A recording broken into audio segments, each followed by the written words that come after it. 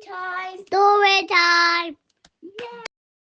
The Tale of Peter Rabbit by Beatrix Potter. Once upon a time there were 4 little rabbits, and their names were Flopsy, Mopsy, Cottontail, and Peter. They lived with their mother in a sandbank underneath the root of a very big fir tree. "Now, my dears," said old Mrs. Rabbit one morning, "you may go into the fields or down the lane, but don't go into Mr. McGregor's garden. Your father had an accident there. He was put in a pie by Mrs. McGregor. Now run along and don't get into mischief. I am going out." Then old Mrs. Rabbit took a basket and her umbrella and went through the wood to the baker's. She bought a loaf of brown bread and 5 currant buns. Flopsy, Mopsy, and Cottontail, who were good little bunnies, went down the lane to gather blackberries. But Peter, who was very naughty, ran straight away to Mr. McGregor's garden and squeezed under the gate. First he ate some lettuces and some French beans, and then he ate some radishes.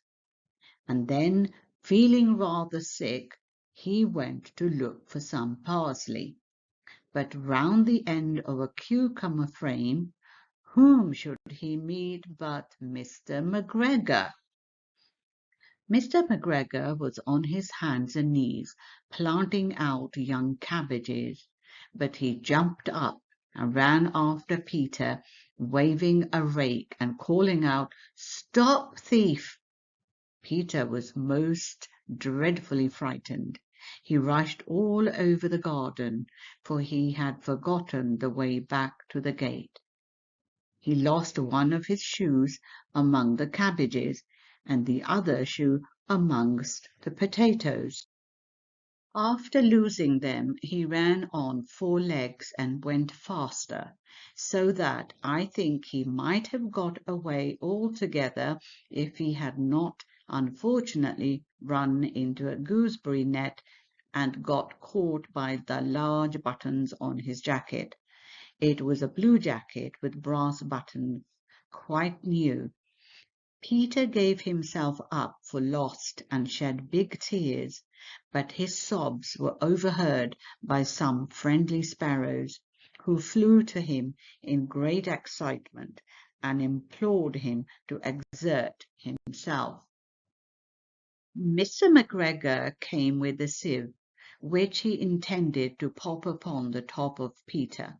But Peter wriggled out just in time, leaving his jacket behind him, and rushed into the tool shed and jumped into a can. It would have been a beautiful thing to hide in, if it had not had so much water in it. Mr. McGregor was quite sure that Peter was somewhere in the tool shed, perhaps hidden underneath a flower pot. He began to turn them over carefully, looking under each. Presently Peter sneezed, "Ish!" Mr. McGregor was after him in no time, and tried to put his foot upon Peter, who jumped out of a window, upsetting 3 plants. The window was too small for Mr. McGregor, and he was tired of running after Peter. He went back to his work. Peter sat down to rest. He was out of breath and trembling with fright, and he had not the least idea which way to go. Also, he was very damp with sitting in that can. After a time he began to wander about, going lipty-lipty, not very fast, and looking all around. He found a door in a wall, but it was locked, and there was no room for a fat little rabbit to squeeze underneath. and old Mouse was running in and out over the stone doorstep, carrying peas and beans to her family in the wood. Peter asked her the way to the gate, but she had such a large pea in her mouth that she could not answer. She only shook her head at him. Peter began to cry. Then he tried to find his way straight across the garden, but he became increasingly puzzled. Presently he came to a pond where Mr. McGregor filled his water cans. A white cat was staring at some goldfish. She sat very, very still, but now and then the tip of her tail twitched as if it were alive.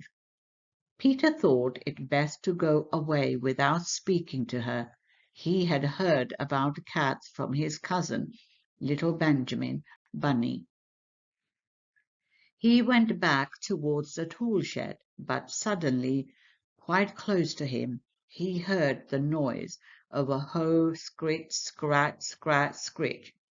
Peter scuttered underneath the bushes, but presently, as nothing happened, he came out and climbed upon a wheelbarrow and peeped over. The first thing he saw was Mr. McGregor hoeing onions. His back was turned towards Peter, and beyond him was the gate.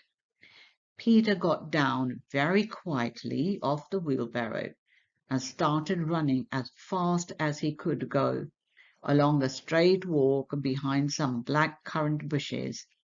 Mr. McGregor caught sight of him at the corner, but Peter did not care.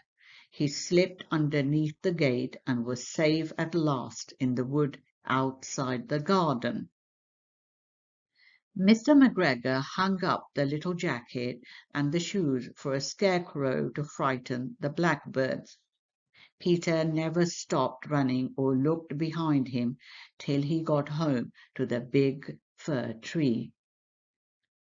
He was so tired that he flopped down upon the nice soft sand on the floor of the rabbit hole and shut his eyes. His mother was busy cooking. She wondered what he had done with his clothes. It was the second little jacket and pair of shoes that Peter had lost in a fortnight. I am sorry to say that Peter was not very well during the evening.